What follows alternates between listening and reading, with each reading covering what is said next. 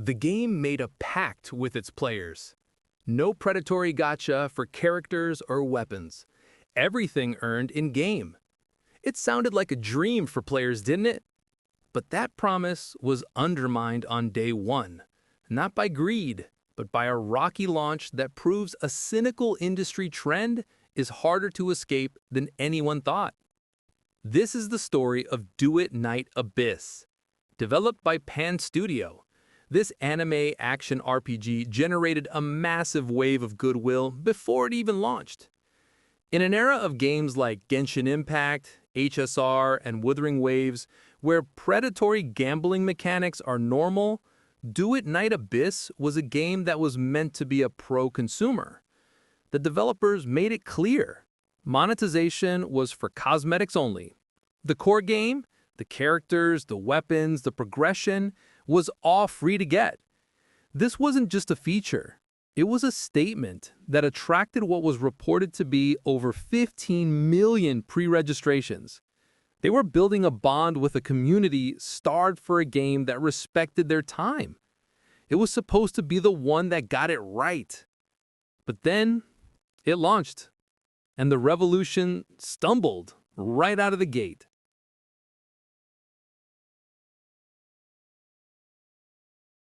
The global launch on October 28, 2025 wasn't the smooth celebration fans had hoped for. For a lot of players, the initial experience was just frustrating.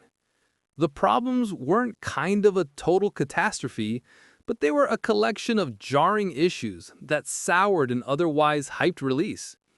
For many on PC, the game was immediately unwelcoming.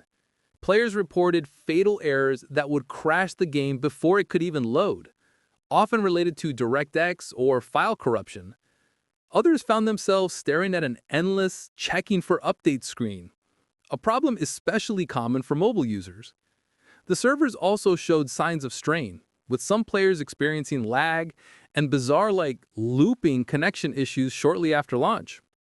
And even if you got into the game, the experience wasn't a polished one that was promised.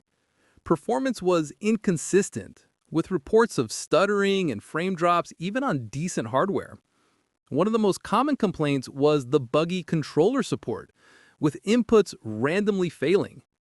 Even a simple login failure error from the beta test reportedly made its way into the final release. While the game was far from unplayable for everyone, the launch was undeniably rocky. The pact felt strained, and the goodwill started to waver in a sea of bug reports and troubleshooting guides.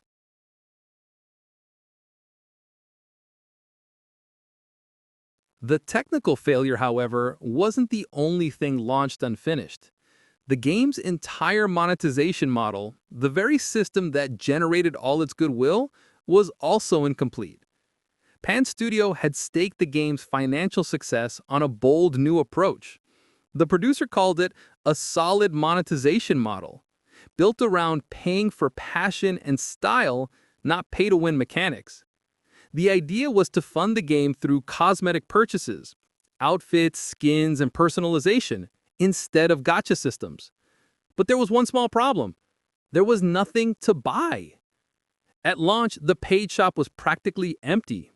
The only premium cosmetic available was a single universal Christmas-themed skin, sold at a discount. Free cosmetics didn't fare much better either. Players could earn a couple of character-specific outfits, Sunlit Gristmill for Truffle and Filbert, and Veils and Whispers for Rebecca, along with 6 dye bundles and 2 posters. That was it. For a game selling itself on a cosmetic-driven economy, this was a massive contradiction. You had a monetization model built on style, but no style to sell. And that created a 2-layer failure. The game was broken for many players, meaning they couldn't play it at all, and for those who could play it, there was nothing worth spending money on. In one stroke, both the technical and financial pillars of the game collapsed, a clear sign that no part of Duet Night Abyss was ready for release.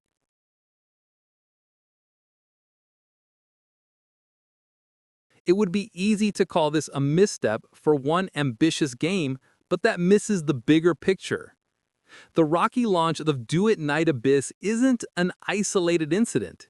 It's a symptom of a philosophy infecting the entire video game industry. Launch now, patch later. It's the practice of knowingly releasing a game that's unfinished, unpolished, or buggy, all with the intention of fixing it after it's already out. The logic is cynical but simple. Publisher deadlines driven by financial targets and marketing hype are relentless. In the modern live service world, a game isn't a finished product. It's an ongoing revenue stream. The priority shifts from quality to release. Get it out the door, turn on monetization, and clean up the mess later. We, the players, have become the unpaid quality assurance team for massive corporations. Our frustration, our bug reports on Reddit and Discord, and our negative reviews are the data they use to finish the game they already sold us. And the worst part? It works. We've become so used to hearing comeback stories that a buggy launch is now seen as, by many, as just a normal, even acceptable part of the process.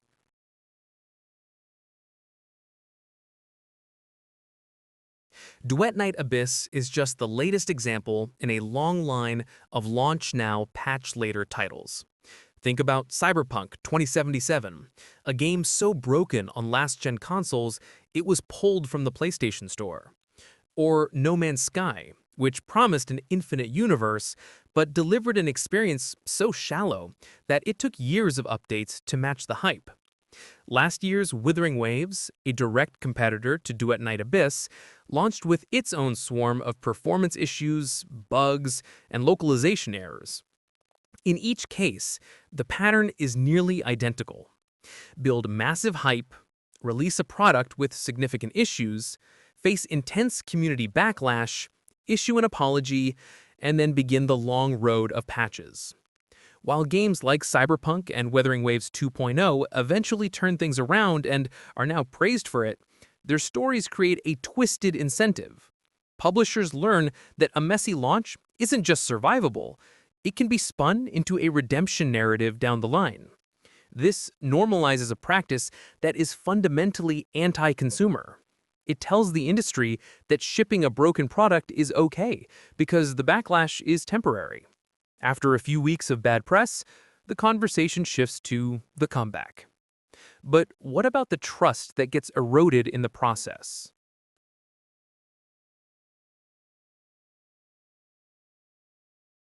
The launch now, patch later approach doesn't just hurt player trust. It has a real human cost. The obvious victims are the players, who spend their money and time on a product that doesn't work as advertised. The excitement for a new world gets replaced with troubleshooting, forum scouring, and feeling like you've been duped. The pact between creator and consumer is damaged, and every promise that follows is met with skepticism. The LNPL model creates a toxic cycle where players and creators who should be on the same side are pitted against each other. It turns constructive feedback into abuse, and developers are forced to endure it as a consequence of decisions made far above their pay grade.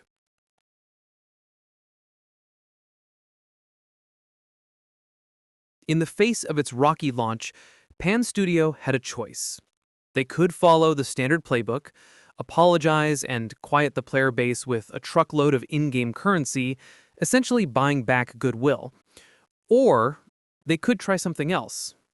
Pan Studio quickly published a statement acknowledging that the launch has fallen short in many aspects and failed to deliver the ideal experience. They issued compensation to all players, including premium currency, as a token of their apology. But they also started communicating about the specific problems they were working on, from server looping and controller support to performance issues, and begin deploying fixes. This is a more grounded approach than a simple, sorry, here are some freebies.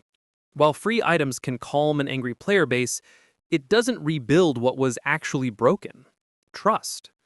Openly admitting fault and detailing the issues you're fixing is an attempt to treat players like partners in the recovery.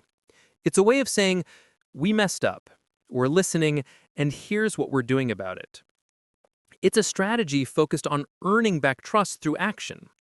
The question is, in an industry that has conditioned gamers to be cynical, is it enough?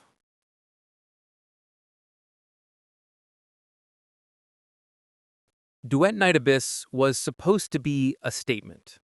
But the launch didn't just fail the game, it failed the idea it represented.